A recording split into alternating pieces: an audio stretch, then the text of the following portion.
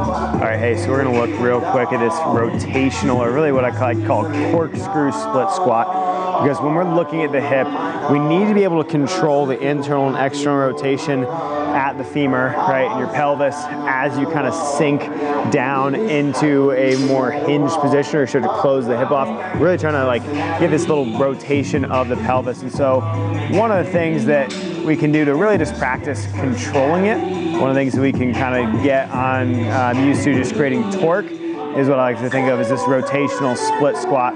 So basically, you've seen a rear foot elevated split squat. So I've got a little stand here. All you're doing is a dumbbell in one hand, and it can be just depending on what your goal is today. It can be opposite arm, right, or same arm, right, so ipsilateral. I'm just gonna show you contralateral here. But I've got my toe forward. As I sink down into this lunge, I'm gonna rotate my hips in. It's almost like I'm gonna bring that dumbbell right over the top of my foot, right? So I'm rotating my hips.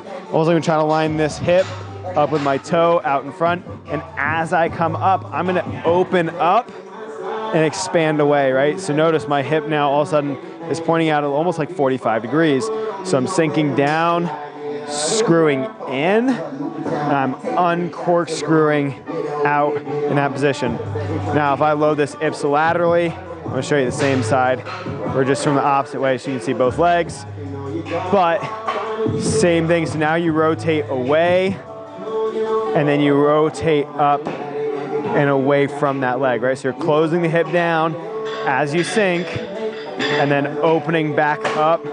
We're really trying to keep that knee in line with that toe, sinking down, opening up, controlling that rotation at the hip. So that's just what we consider a corkscrew split squat. You can do the same thing without the rear foot elevated, right? So I could just be here on the floor, same thing, down, up, just turning that hip in, opening it back up as we move up.